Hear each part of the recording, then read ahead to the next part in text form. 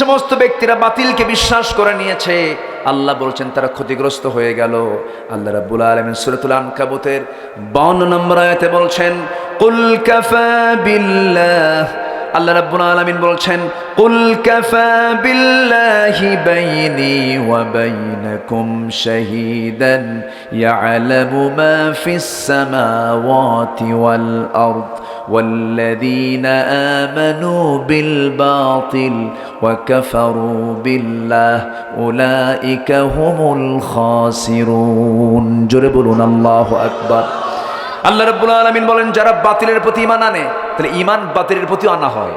তাহলে ঈমানদার, বাতিল ঈমানদার আছে না নাই? কোরআনের ভাষায় তারা কি ঈমানদার? বাতিল ঈমানদার। এবং যারা আল্লাহকে অস্বীকার করবে তারাই হলো ক্ষতিগ্রস্ত।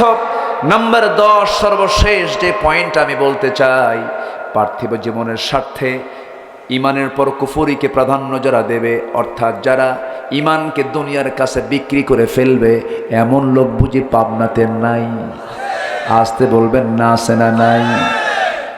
বিশ্ব ইসলামী আন্দোলনের অন্যতম সিপাহ সালার শহীদ আল্লামা মতিউর রহমান নিজামী আপনার জেলার গর্ব, আলহামদুলিল্লাহ বলেন, জোরে বলি আলহামদুলিল্লাহ। এত বড় নেতা, শুধু তিনি এই দেশের সম্পদ নয়, গোটা বিশ্বের সম্পদ। আল্লাহু আকবার বলেন। গোটা বিশ্ব ইসলামী নেতৃত্বের এক সফল নেতা মতিউর রহমান নিজামী রাহিমাহুল্লাহ, তিনি পাবনার মাটিতেই শুয়ে আছেন। আল্লাহ তুমি তার কবরটাকে জান্নাতের টুকরা বানায় দাও। সন্তানের সঙ্গে কত কথোপকথন হচ্ছে, কত বড় আল্লাহ হলে পরে এমন সবর তার মধ্যে থাকতে পারে। বলি আলহামদুলিল্লাহ। জল্লাদ তাকে নিয়ে যাচ্ছে, নিয়ে যাবে ফাঁসির মঞ্চের দিকে। ওনাকে বলা হলো আপনার সময় হয়ে যাচ্ছে। তিনি বললেন, আমাকে একটু নামাজ পড়তে দিবেন না? হ্যাঁ পড়েন। নামাজটা সারলেন, মুস্কি হাসি দিলেন। জল্লাদের জবানবন্দি, জল্লাদ বলছে, বহু আসামির ফাঁসির রায় কার্যকর করেছি, টেনে হেঁচড়ে শেষরে নিয়ে তাদেরকে নিয়ে যেতে হয়েছে, কিন্তু আমি লক্ষ্য করে দেখেছি এই কেমন আসামি, এই কেমন আসামি যাকে ধরার জন্য আমরা পারছি না, সে দৌড়া দৌড়ে ফাঁসির মঞ্চের দিকে দৌড়িয়ে যাচ্ছে। ইয়া আইয়াতুন নাফসুল মুতমাইন্না ইরজিই ইলা রাব্বিকা রাদিয়াতাম মারদিয়া ফাদখুলি ফি ইবাদি ওয়াদখুলি জান্নাতি। তারা জান্নাত দেখে দেখে ফাঁসির মঞ্চের দিকে চলে গেছে। তারা দুনিয়াকে দাম দিয়েছেন না আখিরাতকে দাম দিয়েছেন? তারা দুনিয়াকে বিক্রি করেছেন আখিরাতের বিনিময়ে। আখিরাতের বিনিময়ে তারা দুনিয়াকে বিক্রি করেন না, ঠিক কিনা? তাই বুঝতে পারবেন আল্লাহ কত বড় দয়ালু। মার পেটের মধ্যে কি একটা সংকীর্ণ জায়গার মধ্যে আল্লাহ তাআলা আমাকে আপনাকে বড় করেছেন। চোখের জায়গায় চোখ দিলেন, কানের জায়গায় কান দিলেন, নাকের জায়গায় নাক দিলেন, মুখের জায়গায় মুখ দিলেন, হাতের জায়গায় হাত দিলেন। আল্লাহ বলছেন, বান্দা আমি তোকে কত সুন্দর করে বানাইছি, আমারে কেমন করে ভুলে যাস? যে সুন্দরী নারীর জন্য তুই অস্থির হয়ে যাস, পাগল হয়ে যাস, ঘুম আসে না, চোখের পানি ফেলে ফেলে কান্দিস, বালিশ ভিজায় ফেলিস, কিন্তু যে সুন্দর নারীকে আমি আল্লাহ বানালাম, আমার জন্য কি তোর চোখে পানি নাই রে? যে নারীর জন্য তুই কাঁদিস, যে নারীকে পাবার জন্য কলেজের বারান্দায় দাঁড়ায় থাকিস, ঘন্টার পরে ঘন্টা সময় নষ্ট করিস, যে নারীর জন্য এত অস্থির চিত্ততা নিয়ে থাকিস, সেই সুন্দর করে নারীকে আমি আল্লাহ সুন্দর করে সাজিয়েছি, বানিয়েছি তোর জন্য।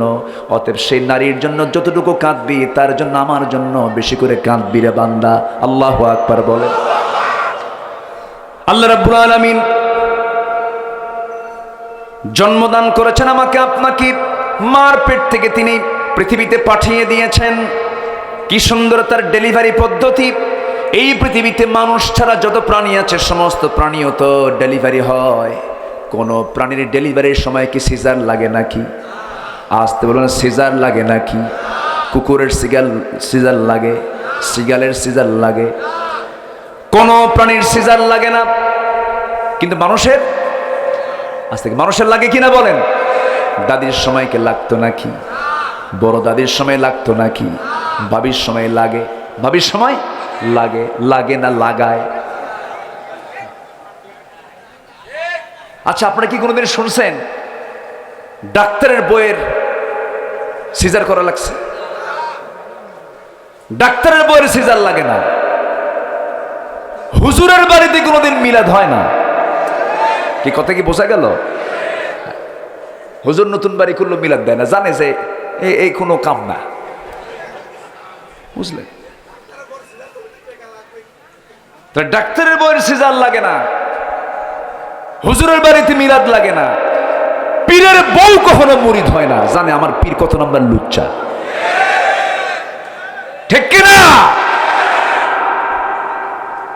আমার দেশে পীর মুরিদের নামে জেনার আড্ডাখানাও আছে, আছে না নাই? আল্লাহর ধন খাজারে দিয়ে আল্লাহ গেছে খালি হয়া, কেউ ফেরে না খালি হাতে খাজারে তোর দরবারে। কি নোংরা কথা, শিরকের কথা, আছে না নাই?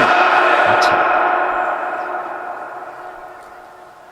তাহলে সিজার কি লাগতো? আজ থেকে সিজার কি লাগতো? লাগায়। ডায়াগনস্টিক সেন্টার কিছু আছে ডাকাত, ওদের হসপিটাল যেন লস প্রজেক্টে না যায়, জোর করে ডাকাতি করে পেট কেটে নারীর জীবনকে নষ্ট করে ফেলে। আল্লাহ রাব্বুল আলামিন সূরাতুল বাকারার ২৭ নম্বর আয়াতে বলছেন, আল্লাযীনা ইয়ানকুদুনা আহদাল্লাহি মিন বা'দি মিসাকিহি ওয়া ইয়াকতাউনা মা আমারাল্লাহু বিহি আন ইউসালা ওয়া ইউফসিদুনা ফিল আরদ উলাইকা হুমুল খাসিরুন। জোরে বলুন আল্লাহু আকবার। আল্লাহর সাথে দেওয়া অঙ্গীকারকে যারা ভঙ্গ করবে, আল্লাহ যা বলেছেন, অর্ডার দিয়েছেন, যা তারা ভেঙে ফেলবে এবং যারা জমিনে ফাসাদ সৃষ্টি করবে, আল্লাহ বলছেন এই সমস্ত বান্দাগুলোই হলো ক্ষতিগ্রস্ত বান্দা। নাম্বার 4 হলো আল্লাহর সাথে সাক্ষাৎ করাকে যারা অস্বীকার করবে। আল্লাহর সঙ্গে সাক্ষাৎ সবার আছে না নাই? আসতে বলবেন না, আছে না নাই? দুনিয়াতে না আখিরাতে? দুনিয়াতে না আখিরাতে?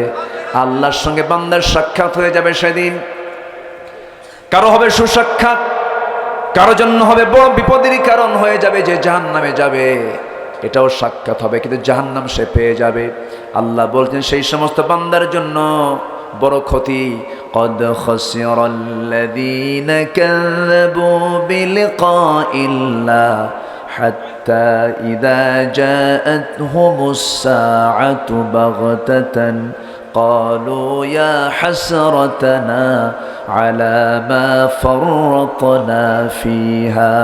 জোরে বলুন আল্লাহু আকবার। সূরাতুল আনআম ৩১ নম্বর আয়াত। ওই সমস্ত বান্দার জন্য বড় ক্ষতি যারা আল্লাহর সঙ্গে সাক্ষাৎ করাকে যারা অস্বীকার করেছিল। হুজুরদের ওয়াজ শুনতো, আলেমদের ওয়াজ শুনতো, আর মুস্কি মুস্কি হেও করে হাসি মেরে বলতো, হুজুর কি কথা কয়, কোন দিন মরবা আল্লাহর সঙ্গে সাক্ষাৎ করবো, মিছা কথা। এরকম বলার লোক আছে না নাই বলেন? আছে। তাদের জন্য বড় ক্ষতি। নাম্বার 5 হলো যারা সরল পথ থেকে বিচ্যুত হওয়ায় পার্থিব জীবনে যাদের প্রচেষ্টা ব্যর্থ হয়ে যাবে, যারা সরল পথ থেকে বিচ্যুত হবে তাদের জন্য দুনিয়াও লস, আখিরাতও লস। আল্লাহ বলছেন, কুল হাল নুনাব্বিউকুম বিল আখসারিনা আমালা আল্লাযীনা দাল্লা সা'য়ুহুম ফিল হায়াতিদ দুনিয়া ওয়া হুম ইয়াহসাবুনা আন্নাহুম ইউহসিনুনা সুনআ। জোরে বলুন আল্লাহু আকবার। নাম্বার 6 হলো আল্লাহর পথ থেকে বিচ্যুত হয়ে নিজে এবং পরিবারগ্রস্তকে ক্ষতিগ্রস্ত করে ফেলবে। ফা'বুদু মা শি'তুম মিন দুনিহি কুল ইন্নাল খাসিরিনাল্লাযীনা খাসিরু আনফুসাহুম ওয়া আহলিহিম ইয়াওমাল কিয়ামাহ আলা যালিকা হুয়াল খুসরানুল মুবিন। প্রত্যেকটা আয়াতে খুসরান শব্দ আছে না নাই? আছে। আমার বন্ধুগণ, নাম্বার 7 হলো ক্ষণকালীন পার্থিব জীবনে যারা আল্লাহকে ভুলে গিয়ে যারা ভোগ বিলাসে মত্ত হয়ে যাবে। আমার বন্ধুগণ, পুলিশের বেতন হাউন আঙ্কেল, আছে না নাই? পুলিশের বেতন হলো 50,000, তার রিসোর্টের মালিক সে 500 কোটি টাকার মালিক। আবার আমি দুবাই সফরে গিয়েছিলাম, দুবাইয়ে গিয়ে দেখি বুর্জ খলিফার পাশে তার প্লট নেওয়া আছে। এই যে হাজার হাজার কোটি টাকা যে লোপাট করলো, এটা মূলত লাভ না লস? আসতে বলবে না, লাভ না লস? আমার দেশে বিগত 16 বছর যে ক্ষমতাসীনদেরকে পেয়েছিলাম, তারা কি চোর না বড় চোর? পুকুর চোর না সাগর চোর? সাগর চোর। এমন সংসার আমাদেরকে দিয়ে চলে গেছে, যে সংসারের ঋণ হলো 18 লক্ষ কোটি টাকা। এটা হলো সংসারের ঋণ। গোটা দুনিয়া আমাদের দেশ থেকে 18 লক্ষ কোটি টাকা পায়। রাশিয়া মাঝে মাঝে সুদ চায়, ইন্ডিয়া মাঝে মাঝে ঋণ দেওয়ার সুদ তারা চায়। 18 লক্ষ কোটি টাকা দেশকে ঋণগ্রস্ত করে দেশ থেকে তারা পালায়া গেলেও তারা খালি হাতে যায় নাই, তারা নিয়ে গেছে, হাতেই নিয়ে গেছে 11 লক্ষ কোটি টাকা। 18 লক্ষ কোটি টাকা হলো দেশের ঋণ, 11 লক্ষ কোটি টাকা তারা হাতে নিয়ে চলে গেছে। চোর না ডাকাত?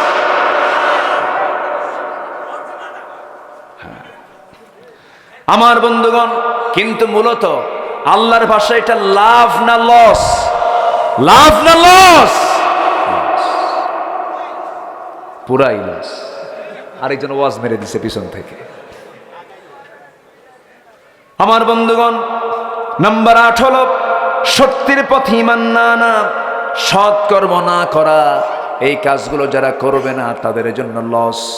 যেটা দিয়ে আমি মাঝখানে শুরু করেছিলাম, যারা পারেন আওয়াজ দিয়ে আমার সঙ্গে বলেন, ওয়াল আসরি ইন্নাল ইনসানা লাফি খুসর ইল্লাল্লাযীনা আমানু ওয়া আমিলুস সালিহাতি ওয়া তাওয়াসাউ বিল হক ওয়া তাওয়াসাউ বিস সবর। ক্ষতিগ্রস্ত তারা, নিঃসন্দেহে মানুষ ক্ষতির মধ্যে নিমজ্জিত। তবে চারটা কাজ যাদের মধ্যে থাকবে, তারা কখনো ক্ষতির মধ্যে পড়বে না। সেই কাজগুলো আমাদের করার দরকার আছে না নাই? এর মধ্যে 1 নম্বর হলো ঈমান আনবো। আমরা কি আনবো বলেন? ঈমান আনবো। আমার দেশে বহু লোকের নামই আছে ঈমান আলী, আছে না নাই বলেন? নামাজ পড়ে না। নাম হলো রমজান আলী, রমজান মাসে দুপুরবেলা ভাত খায়। নাম কি? রমজান আলী। নাম হলো খোকা মিয়া, বয়স 80 বছর। নাম কি? নাম হলো বাদশা মিয়া, ভিক্ষা করে। কি করে? ভিক্ষা করে। নাম দিয়ে তো কাজ হবে না। ঈমান আলী নাম রেখে জান্নাত পাওয়া যাবে না।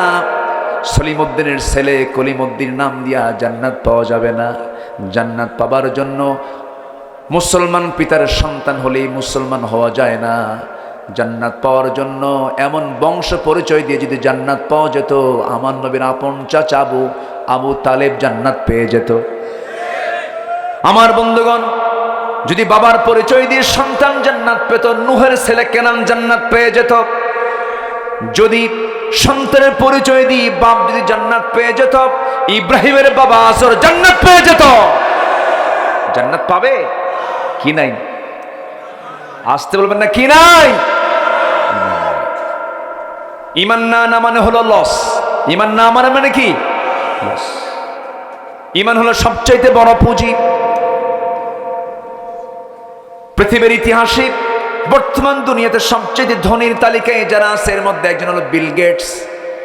এই বিল গেটস বিশাল সম্পত্তির মালিক। সে তার সমস্ত সম্পত্তির অর্ধেক সে রেড ক্রসকে দান করে দিয়েছে। তাহলে কি সে কি ছোট দানবীর না বড় দানবীর? বড় দানবীর। এত বড় দানবীর হওয়ার পরেও ওই দান তার জন্য কোনো উপকারে আসবে না, কারণ তার মধ্যে কি নাই? আসতে বলবেন না, কি নাই? ঈমান নাই।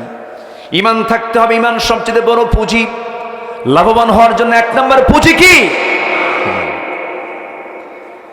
আল্লাহ রাব্বুল আলামিন আরেক জায়গায় বলছেন, হাল আদুল্লুকুম আলা তিজারাতিন তুনজিকুম মিন আযাবিন আলীম তুমিনুনা বিল্লাহি ওয়া রাসূলিহি ওয়া তুজাহিদুনা ফি সাবিলিল্লাহ।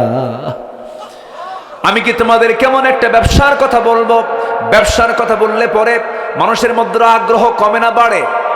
বাড়ে। জানো এই ব্যবসা করলে লাভ হয়, তখন সে ঝুঁকে পড়ে সেই দিকে। আল্লাহ বলছেন আমি কি তোমাকে এমন একটা বিজনেসের কথা বলবো যা তোমাকে জাহান্নাম থেকে বাঁচাবে। তার এক নম্বরে পুঁজি হলো ঈমান আনো, জিহাদ করো। আমার দেশে ঈমানের মেহনত করে জিহাদের কাছে যায় না, এরকম গ্রুপ আছে না নাই? জিহাদে গেলে যে মারামারি করা লাগবে, রক্ত ঝরাতে হবে, জেল খাটতে হবে।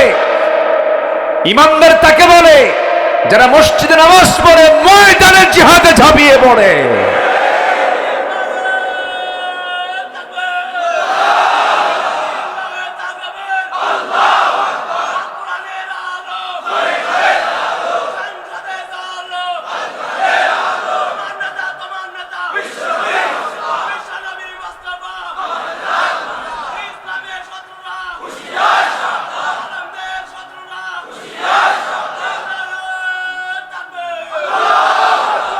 সম্মানিত ভাইয়েরা, ওয়ামিলুস সলিহাত, চারটা কাজ। 2 নম্বর কাজ হলো যারা নেক আমল করে। জিহাদ তো এর মধ্যে নাই। আমলে সলিহাত ভালো কাজের মধ্যে জিহাদ তো বাদ পড়ছে নাকি? জিহাদ আছে না নাই? নামাজে মুনাফিক চেনা যায় না, জিহাদে মুনাফিক চেনা যায়।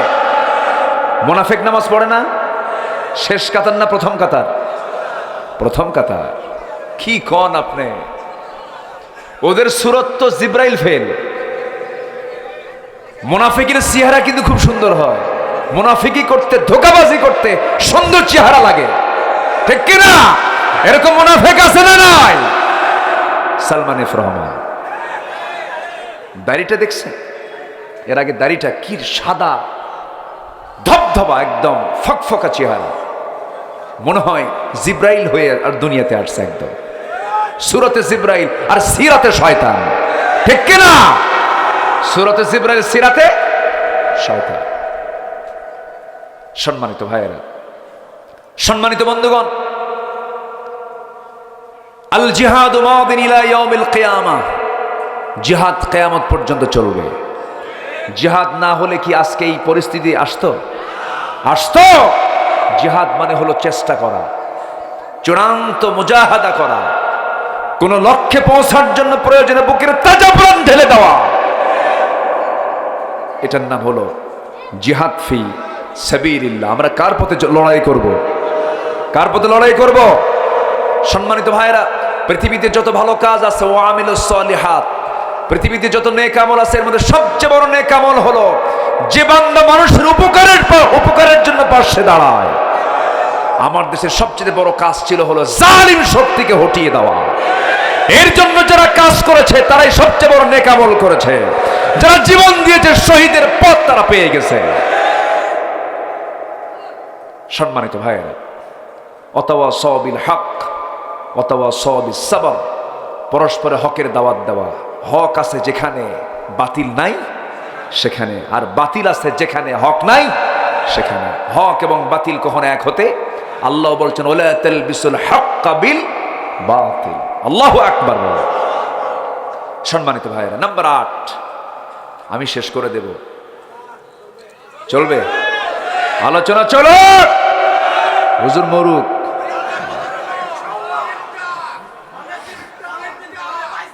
আলহামদুলিল্লাহ, ঠিক আছে। অনেক লোক অনেক দূর থেকে আসছে, অনেক মা বোনরা আসছেন। তাহলে সম্মানিত ভাইয়েরা, মুনাফিক চেনার জন্য মসজিদ আগে দরকার না জিহাদ আগে দরকার? মসজিদ আগে দরকার না ময়দান আগে দরকার? জিহাদ করতে গিয়ে নামাজ 2 ওয়াক্তকে একসঙ্গে পড়েছেন নবী আলাইহিস সালাতু ওয়াস সালাম, সাহাবায়ে কেরাম। আছে না নাই? আছে। সম্মানিত ভাইয়েরা, জিহাদ হচ্ছে সর্বোচ্চ চূড়ার নাম। যে ব্যক্তি জিহাদের প্রতি অনীহা রাখবে তার মরণ হবে জাহেলি মরণ হবে। তার এটাকে অনেকে এনকার করতে চায়। আমার নবীজি এই দিন কায়েমের জন্য জিহাদের পথে কি একবার গেছেন না বারবার গেছেন? একবার গেছেন না বারবার গেছেন? বদরে গেলেন, 1 বছর গেলই না, উহুদের ডাক আসলো। উহুদের ময়দানে সবচেয়ে বেশি রক্ত ঝরেছে কোন ব্যক্তিটার বলেন তো?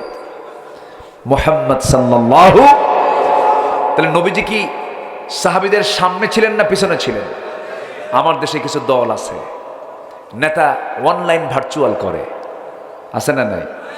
আমার দেশে কিছু দল আছে, দলের নেতা পিছনে থাকে, কর্মীদের সামনে দিয়ে বলে যা, আমি পিছে আছি, আছে না নাই? আমার নবীজি পিছনে না আগে? আমার নবীজি গরিবের বন্ধু ছিলেন, তিনি নিজে গরিব ছিলেন। আর আমার দেশে গার্মেন্টসের মালিক হয় গরিবের বন্ধু। বুঝেন না? এত ধোকাবাজ নেতা আমার দেশে আছে, এখনো আছে, আতিপাতি নেতা এখনো আছে, আছে না নাই? সংস্কার করতে হবে।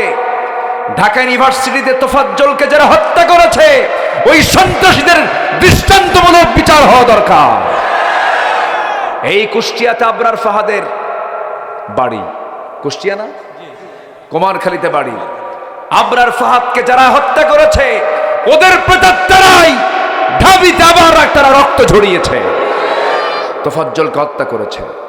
যেই হোক না কেন, অপরাধী নিজের সন্তান হলেও অপরাধীর অপরাধকে নিশ্চিত করতে হবে, শাস্তি নিশ্চিত করতে হবে।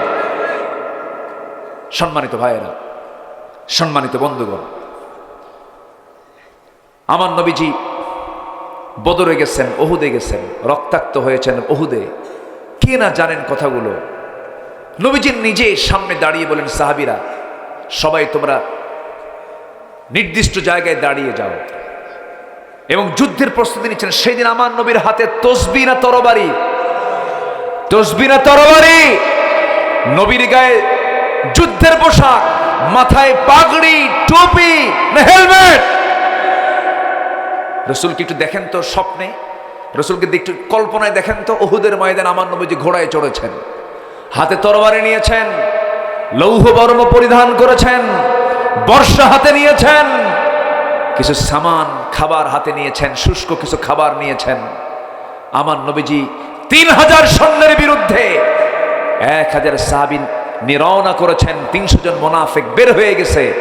হতাশ চিত্ততা না প্রকাশ করে 700 জন বাকি নিয়ে ওহুদের প্রান্তরে তিনি সামনে দাঁড়ালেন।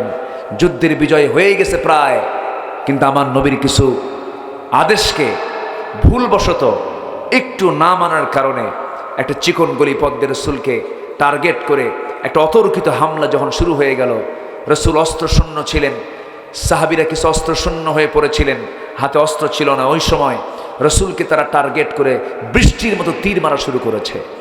সেই তীর মারা দেখে 10-12 জন সাহাবী দৌড় মেরে এসে নবীর চতুর্পাশে দাঁড়িয়ে বলছেন, হুজুর আপনি এক জায়গায় দাঁড়িয়ে থাকুন, যত তীর লাগবে আমাদের গায়ে লাগবে, আপনার গায়ে লাগাতে দেব না। আমার নবীজি আক্রান্ত হলেন। 10 জনই দুনিয়া থেকে বিদায় নিয়েছে সাহাবীরা।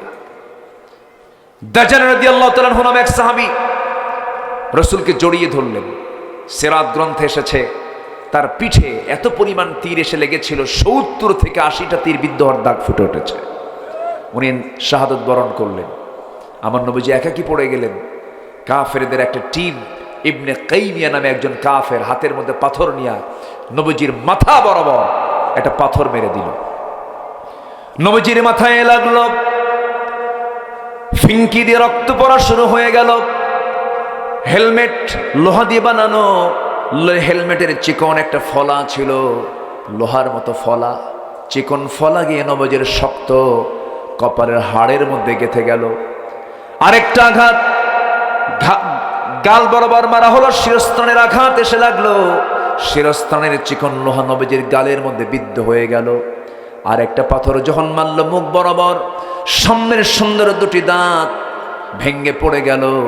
মুখ থুবড়ে আমার নবীজি পড়ে গেলেন। কাফিরদের মধ্য থেকে উচ্চ আওয়াজে প্রচার হয়ে গেল, কুতিলা মুহাম্মদ, মুহাম্মদ নিহত হয়ে গেছে। আমার নবীজি মুখ থুবড়ে উহুদের প্রান্তরে তিনি উপর হয়ে পড়ে থাকলেন। আমি যতবার মক্কায় গেছি, মদিনায় গেছি, মদিনায় গেলে পরে বারবার আমি উহুদের ময়দানে যেতাম, বারবার আমি উহুদের ময়দানে চলে যাই। শুহাদায়ে উহুদে 70 জন সাহাবীর লাশ সেখানে সমাহিত করা হয়েছে। 70 জনের জানাজা পড়িয়েছেন মুহাম্মদ সাল্লাল্লাহু আলাইহি ওয়াসাল্লাম। আমার নবীজি সেই যুদ্ধের ময়দানে নিজে রক্তাক্ত হয়ে জমিনে তিনি উপর হয়ে পড়ে থাকলেন। সব সাহাবীরা চিৎকার মেরে মেরে কাঁদতেছে, রাসূল বুঝে ইন্তেকাল করেছেন। একজন জ্ঞানী সাহাবী সাইয়েদনা আলী মনে মনে চিন্তা করলেন, না না, রাসূল মারা যেতে পারেন না। তন্ন তন্ন করে খুঁজে খুঁজে বের করলেন, রাসূলকে কাছে পেয়ে দেখেন নবীজির চেহারা, দাড়ি, মুখ সব রক্ত দিয়ে মলিন হয়ে গেছে, চেনা যাচ্ছে না। চুলগুলো, দাড়িগুলো সব রক্তে লাল হয়ে গেছে, পোশাকটা রক্তে লাল হয়ে গেছে। আমার নবীজির এমন দৃশ্য দেখে সাইয়েদনা আলী কাঁদতে কাঁদতে বলছেন, হুজুর এই মক্কাবাসীর জন্য আপনি লানত করুন। রাসূল বলছেন, না ওরে আলী, এমন বদ্দ আমি আমার মুখ থেকে কখনো বের করব না। তবে আলী একটা কথা জেনে রেখে দিও, আমার দেহ থেকে দিন কায়েমের জন্য যখন এই জমিনে রক্ত ঝরেছে, এই জমিনেই দেখবে কালিমার পতাকা বিজয়ী বেশে উড্ডীন হয়েছে। কালিমার বিজয়ের জন্য রক্তের দরকার আছে না নাই? আসতে বলবেন না, আছে না নাই? নবীর দেহ থেকে রক্ত ঝরেছে কি ঝরে নাই? ঝরেছে। নূহ আলাইহিস সালাতু ওয়াস সালাম রক্ত ঝরিয়েছেন, জাকারিয়া আলাইহিস সালাতু ওয়াস সালাম রক্ত ঝরিয়েছেন। অনেক সাহাবী, অনেক আল্লাহর পয়গম্বর শাহাদাত বরণ করেছেন। আমার নবীজিকে সেই জায়গা থেকে সাইয়েদনা আলী কোলে করে উঁচু পাহাড়ের জায়গায়, উঁচু জায়গায় শোয়া রাখলেন। নবীজি মুখটা, চোখটা বন্ধ হয়ে আছে, চোখটা খুলেই দেখেন সাহাবে কেরাম তার সেবায় ব্যাকুল হয়ে পড়েছে, ব্যস্ত হয়ে পড়েছে। এর মধ্যে একজন সাহাবীকে দেখলেন, যে সাহাবী রাসূলকে খুব ভালোবেসেছেন। নবীজির কপালে বিদ্ধ লোহা দেখে সঙ্গে সঙ্গে সেই সাহাবী করলেন কি, হাতটা লাগায় দিলেন, টান মেরে লোহাটা বের করবেন কিন্তু পারতেছেন না, শক্তভাবে গেঁথে গেছে। সঙ্গে সঙ্গে সেই সাহাবী উবাইদ ইবনুল জাররাহ রাদিয়াল্লাহু তাআলা আনহু ভাবলেন, হাত দিয়ে টান দিলেন, নবীজি কষ্ট বেশি পাবেন, দাঁত লাগায় দিলেন। দাঁতটা লাগায় দিয়ে নিজের দাঁতের কথা না ভেবে এমন জোরে টান মারলেন, এক টানে লোহাটা বের হলো। সেই সাহাবীর সামনের দুটা দাঁত ভেঙে গেল। আমার নবীজি বলছেন, ওবায়দা আস্তে টান দিলে তোমার দাঁতটা ভাঙতো না। ওবায়দা বলছেন, হুজুর আমার দাঁত কেন, আপনার কষ্টকে লাঘব করার জন্য প্রয়োজন আমার কলিজা টেনে ছিঁড়ে দিতে রাজি আছি। আমার নবীজি খুশি হয়ে গেলেন। গালের ভিতরে বিদ্ধ হওয়া লোহাটা যখন টান মারলেন, ফিনকি দিয়ে রক্ত পড়া বের হয়ে গেল। রক্তগুলো তিনি মাটিতে ফেলতে দিচ্ছেন না। ওবায়দা করলেন কি, অঞ্জলি ভরে রক্তগুলো হাতের মধ্যে নিলেন, রাসূলকে না দেখা একটু আড়ালে হয়ে রক্তগুলো চুষে চুষে পান করতেছেন। নবীজি দেখে বলেন, ওবায়দা রে, লুকায় লুকায় কি খাও, কি পান করো? হুজুর আপনার দেহের রক্ত আমি কোথায় ফেলবো, খাই? আমার রাসূল বলছেন, ওবায়দা রে, আমার দেহে রক্ত যে দেহে স্পর্শ করেছে, যে দেহে চলে গেছে, সেই দেহটা জাহান্নাম আল্লাহ পাক তার জন্য হারাম করে দিয়েছে। ওরে ওবায়দা, তুমি আমাকে দারুণ ভালোবাসো, তুমি আমাকে দারুণ মোহাব্বত করো। ওবায়দা, রাসূল তার প্রতি চরম খুশি হয়ে গেলেন। আমার বন্ধুগণ, নবীজির সিরাতের মাসে, নবীজির জন্মের মাসে, মৃত্যুর মাসে নবীর প্রতি মোহাব্বত হোক আমাদের একটা অনুপ্রেরণা। জোরে বলি ইনশাআল্লাহ। রাসূলকে স্বপ্নে দেখার ইচ্ছা কি সবার আছে নাকি? আসতে বলবেন না, আছে নাকি? তার সুন্নত মানলে আমরা স্বপ্নে দেখতে পাবো, তার সুন্নত মানবো। জোরে বলি ইনশাআল্লাহ, আরো জোরে বলি ইনশাআল্লাহ। সুন্নত বেশি আছে যার, নবীর সঙ্গে সম্পর্ক আছে তার। আমার বন্ধুগণ, তাহলে বোঝা গেল আমরা ক্ষতির মধ্যে যেতে চাই না, লাভের দিকে যেতে চাই। লাভের দিকে যেতে চাইলে এই 10টা কাজ থেকে আমরা নিজেকে দূরে রাখবো। নাম্বার 9 হলো বাতিলের প্রতি বিশ্বাস স্থাপন। আল্লাহকে অস্বীকার করবে যারা, তারা হলো ক্ষতিগ্রস্ত। বাতিলের প্রতি বিশ্বাস স্থাপন আছে না নাই বলেন? আমার দেশে এমন দলের নেতা আছে যারা বলে আনসিন ইজ নাথিং, যা দেখি না বিশ্বাস করি না। এটা কমিউনিজমের একটা মন্ত্র। কমিউনিস্ট পার্টিদের মন্ত্র হল আনসিন ইজ নাথিং, যা দেখা যায় না বিশ্বাস করা যায় না। ওই নাই আছে। খুসরানের দিকে যাওয়া যাবে না, নোকসানের দিকে যাওয়া যাবে না। ফাইজুন হতে হবে, মুফলিহুন হতে হবে। মুফলিহুন কারা?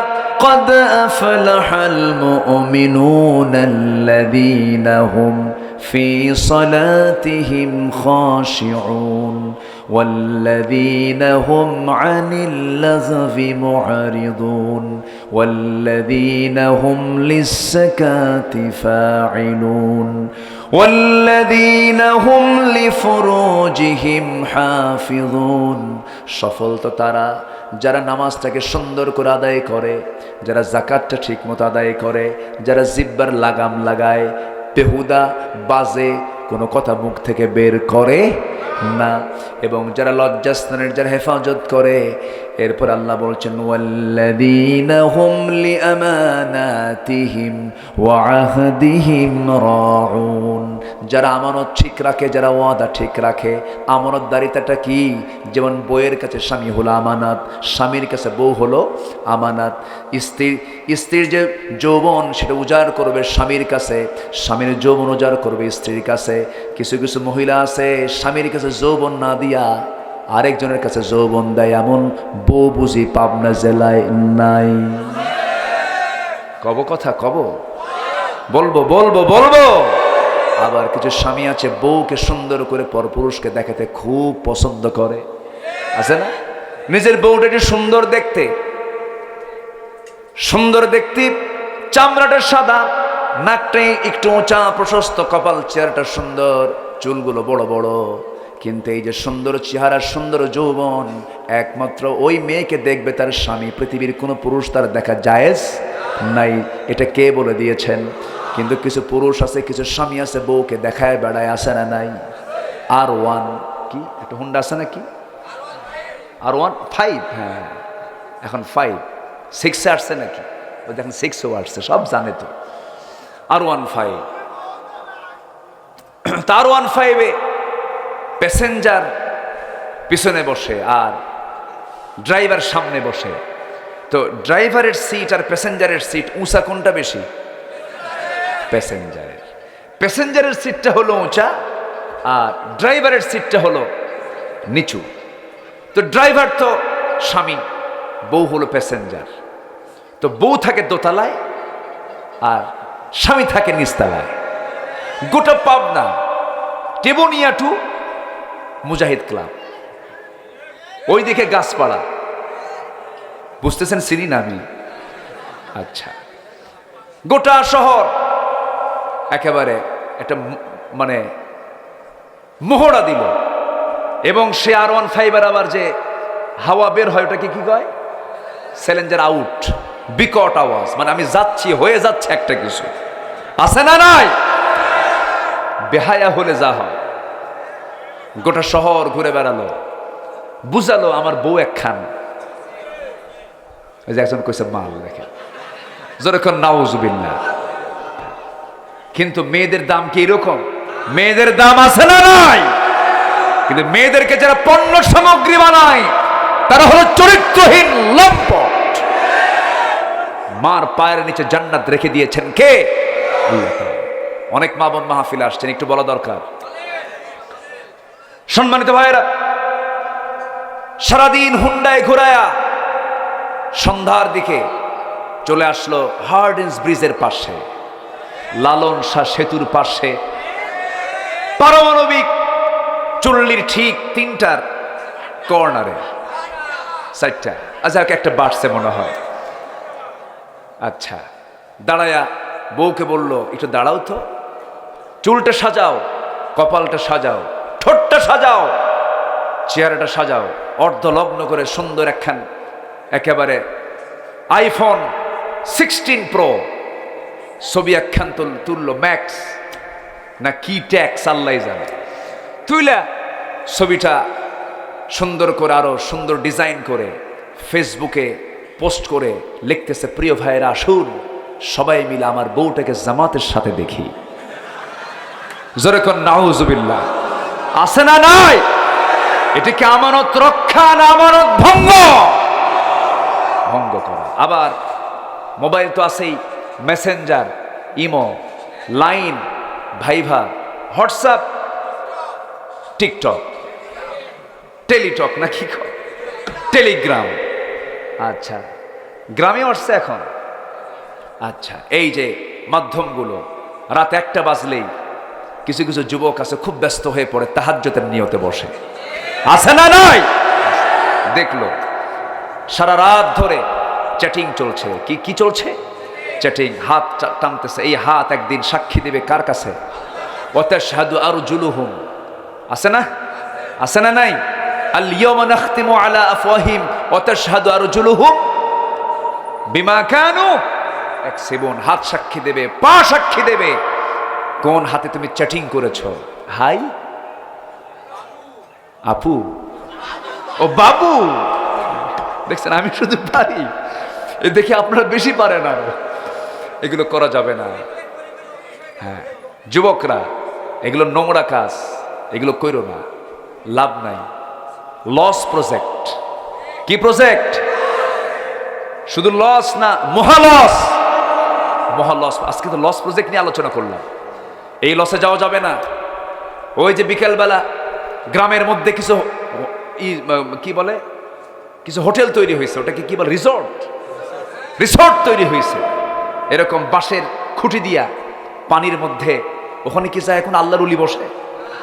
আল্লাহর ওলির ওখানে যায় যারা ব্যস্ত জীবনে থেকে, তাদের কি টাইম আছে? ওখানে গিয়ে জোড়ায় জোড়ায় বসে, আছে না নাই? বসে বসে বসে গল্প করে, টাইম পাস করে। এই নোংরামিগুলো বন্ধ করতে হবে। এখন সময় এসেছে, সবাই হাত শক্ত করে পিটাইয়া সোজা করতে হবে। সবাই স্ব জায়গা থেকে সজাগ হয়ে যান। মোবাইল খুব সাবধান। এই চুয়াডাঙ্গা মাহফিল ছিল গত বছর। এক মাহফিলে বসলাম খাইতে, এশার নামাজের সময়। এক মুরব্বী এসে বলে, হুজুর দোয়া করবেন। কি দোয়া কন? বললাম, কি দোয়া? বলতেছে, আমার বড় মেয়েকে বিয়ে দিছে ঠাকুরগা। কে? এত দূরে বিয়ে দিলেন কেন? কেমনে বিয়ে হলো এত দূরে? ঘটককে? হুজুর মোবাইল। ঘটককে? তো বললাম, মোবাইল দিছেন কেন? হুজুর ও সায়েন্সে পড়ে, ফিজিক্স কেমিস্ট্রির অনলাইন ক্লাস, স্যামসাং গ্যালাক্সি একদম ভালো আপডেট একটা মোবাইল কিনে দিলাম যেন সে ভালো দেখতে পারে। কোজ আরেকটা লাইন খুলছে, তা কি আমি জানি? চলে গেছে। এই জন্য গার্জিয়ানদের মাথায় রাখতে হবে, মোবাইল দেওয়ার আগে ভাবতে হবে একবার না হাজারবার। হাজারবার। যুবকরা, তোমরা যখন ডিভাইসগুলো হাতে নেবে, ভাবতে হবে একবার না হাজারবার। হাজারবার। তুমি দেখছো মোবাইল, আর তোমাকে দেখছেন কে? তোমাকে দেখছেন কে? এই মোবাইল ঈমান শূন্য করে দিতে পারে এমন ডিভাইস, এমন কিছু এর মধ্যে আছে না নাই? ঈমান ছিনতাই করে নিয়ে যাবে এই মোবাইল। সাবধান, বি কেয়ারফুল। জীবন যৌবন সব ধ্বংস করে ফেলার জন্য আমেরিকা বসে আছে, ইউরোপরা বসে আছে। ওদের সভ্যতা হলো কাপড় খুলে ফেলা, উলঙ্গ করা। উলঙ্গ দুনিয়া তারা চায়।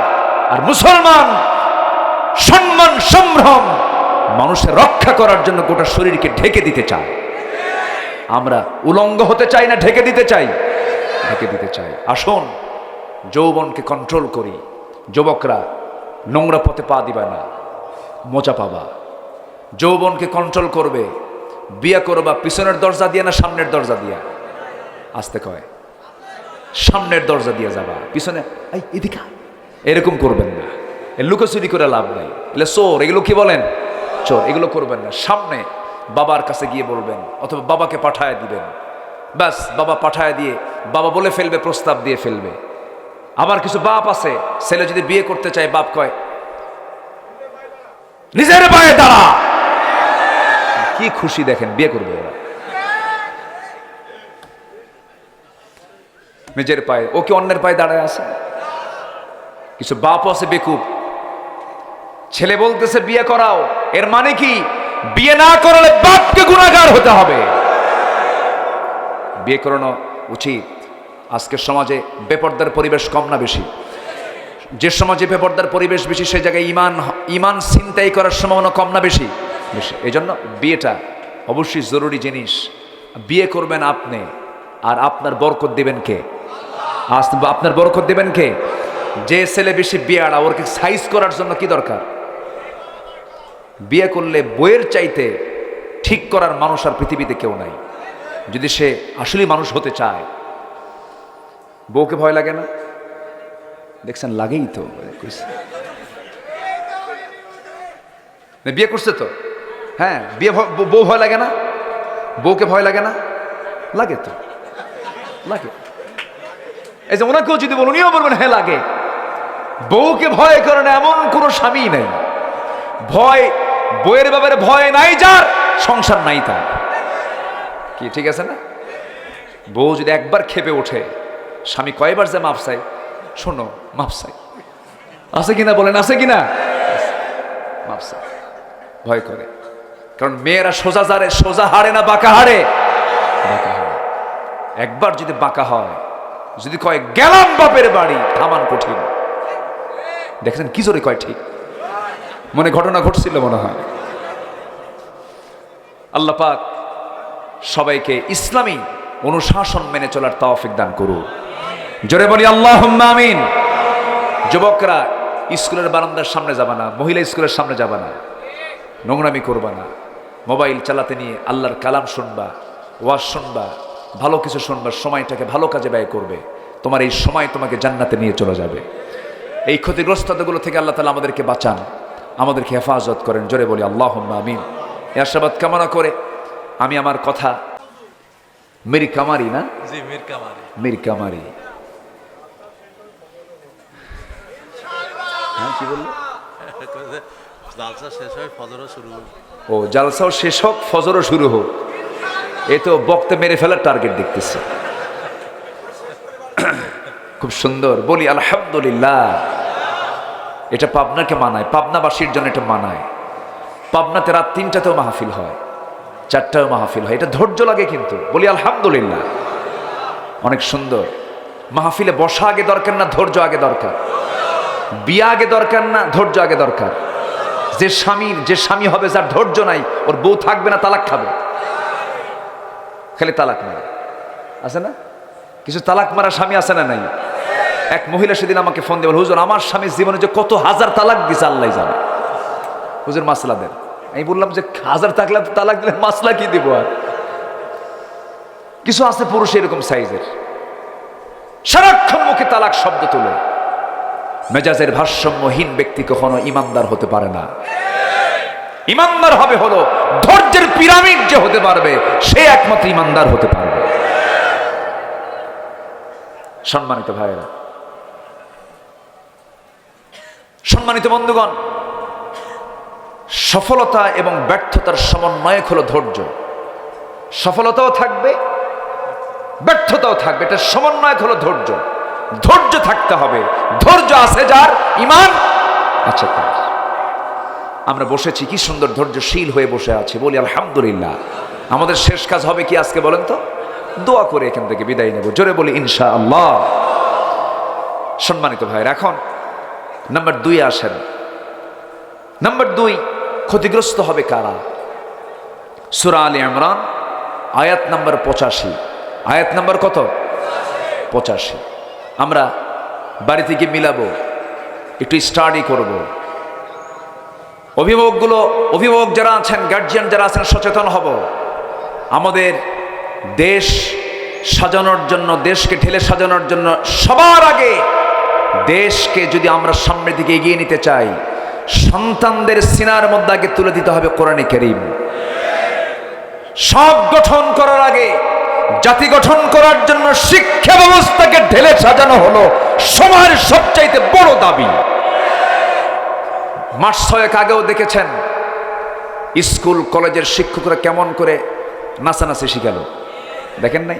ব্যাংকটাকে কেমনে ডিম ভাজা শিখায়, হ্যাঁ, খিচুড়ি রান্না শিখায়, ঠিক কিনা? এই নোংরা শিক্ষা ব্যবস্থার মুখে আমরা জুতা মারি। সব শিক্ষা যেটা কোরআন পরিপন্থী শিক্ষা নয়, এই সমস্ত শিক্ষা ব্যবস্থাকে আস্থা করে নিক্ষিপ্ত করে ইসলামের শিক্ষা ব্যবস্থা সমাজে চালু করতে হবে মুসলমান। তাহলে জাতির পরিবর্তন হবে। জোরে বলি ইনশাআল্লাহ। বাইতুল মুকাররমে পালিয়ে যাওয়া ইমাম শুক্রবারে আসছিল, গতকালই তো শুক্রবার গেছে। গোপালী বাপটা বড় আলেম ছিলেন, মরহুম শামসুল হক ফরিদপুরি রাহিমাহুল্লাহ। এত বড় আলেম, আমরা আলেমদেরকে সম্মান করি। সে যে চিন্তারই হোক না কেন, সম্মান করব না কেন? অবশ্যই সম্মান করব। আমার কবরে আমি যাব, তার কবরে সে যাবে। কিন্তু কওমি জননী খেতাব দেওয়ার কারণে আজকে উনি খতিব হয়েছেন। ওনার মুখ থেকে বের হয়েছিল কওমি জননীর খেতাব। উনি ছিলেন না কয়েক সপ্তাহ, পালায়া ছিলেন। আসছেন, হঠাৎ করে জুমার নামাজ পড়তে আসছে, জুতার ছড়াছড়ি শুরু হয়েছে মসজিদে। তাহলে যে মুসল্লি আপনাকে জুতা দেখায়, সেই মুসল্লির সামনে আপনি দাঁড়ান কোন সাহসে? গণজাগরণ মঞ্চে, শাহবাগের সেই গণজাগরণ মঞ্চ, ওই সময় যে সমস্ত আলেমরা সেখানে গিয়ে সহমত পোষণ করেছে, তাদের সঙ্গে একাত্মতা প্রকাশ করেছে, তারা হচ্ছে এই জামানার সবচাইতে বড় মুনাফিক। মুনাফিক, মুনাফিক, এটা মাথায় রাখতে হবে। আবু জেহেলের ইলম কম ছিল না। আবু জেহেল কি কম বুঝতো? সবচেয়ে বড় কোরআনের শ্রোতা ছিল আবু জেহেল। আমার নবীর তেলাওয়াত শুনছে সবচেয়ে বেশি কে? আবু জেহেল। গোটা রাত শুনতে শুনতে ঘুম শেষ। জ্ঞানী মানুষ তো বোঝে তো। আবু জেহেলের জ্ঞান এত প্রখর ছিল যে উটের পায়খানা দেখে বলতে পারতো, একটা জন্তু উটের পায়খানা দেখে বলতে পারতো যে এটা কোন গোত্রের উট। এটা চিন্তা করা যায়? উটের পায়খানা দেখে, উটের বিষ্ঠা দেখে, পায়খানা দেখে সে বলতো এটা কোন গোত্রের উট। এটা আবু জেহেল। সম্মানিত ভাইয়েরা, মানুষের পদচিহ্ন দেখে বলতে পারতো এটা কোন গোত্রের, কোন লোকের পদচিহ্ন। এটা আবু জেহেল। আমার নবীজি হিজরত করেছেন যে রাতে, ওই রাতে বিছানায় রাসূল সাইয়েদনা আলীকে রেখে গেছেন। আলীকে রেখে যাওয়ার পর সকালবেলা সব লোকজন এসে আলীকে মেরে ফেলবে। আবু জেহেল বলে, খবরদার, আলীর যেন একটা পশমের ক্ষতি না হয়, কারণ আলী আমাদের টার্গেট নয়, আমাদের টার্গেট হচ্ছে মুহাম্মদ বিন আব্দুল্লাহ। আলীকে মারতে নিয়ে গোত্রে গোত্রে মারামারি করবা, এতে আমাদের লক্ষ্য ভ্রষ্ট হয়ে যাবে। বুদ্ধি আছে না নাই? আসতে বলবেন না, বুদ্ধি আছে না নাই? আচ্ছা, সে আবু জেহেল এত বড় জ্ঞানী হওয়ার পরেও তার কোনো মূল্য কার কাছে নাই? কার কাছে নাই? যাদের কোরআনের ইলম, হাদিসের ইলম, হাদিসের জ্ঞান, কোরআনের জ্ঞান যাদের বাতিল শক্তির মদত জোগায়, ওই সমস্ত ইলম দিয়ে জান্নাত পাওয়া যাবে না। মুনাফিক ছিল, এখনো আছে না নাই? এখনো আছে না নাই? আচ্ছা, নাম্বার 2, ক্ষতিগ্রস্ত হবে কারা? সূরা আলে ইমরানের 85 নম্বর আয়াত, আল্লাহ রাব্বুল আলামিন বলেন, যারা পারেন ঠোঁট মিলিয়ে আমার সঙ্গে সঙ্গে ছন্দ মিলিয়ে বলুন, وَمَن يَبْتَغِ غَيْرَ الْإِسْلَامِ دِينًا فَلَن يُقْبَلَ مِنْهُ وَهُوَ فِي الْآخِرَةِ مِنَ الْخَاسِرِينَ। জোরে বলুন আল্লাহু আকবার। যারা আলেম ওলামা তারা তো বুঝে গেলেন, একটু বুঝায় দিচ্ছি। আল্লাহ রাব্বুল আলামিন বলেন, যে ব্যক্তি ওমাইয়াবতাগি, যে ব্যক্তি তালাশ করবে খায়রাল ইসলামি দীনান, জীবন বিধান হিসাবে, দল হিসাবে, তন্ত্রমন্ত্র হিসাবে, ইজম হিসাবে, ইসলামকে বাদ দিয়ে যে ব্যক্তি অন্য কোনো তন্ত্রমন্ত্র গ্রহণ করবে, ইসলাম ছাড়া আরো তন্ত্রমন্ত্র আমার দেশে আছে না নাই? আসতে বলবেন না, আছে না নাই? দল আছে, কিন্তু দলের নামের মধ্যে ইসলাম নাই। আছে না নাই? এরকম দল আমার দেশে ছোট না বড়? বলেন বলেন বলেন।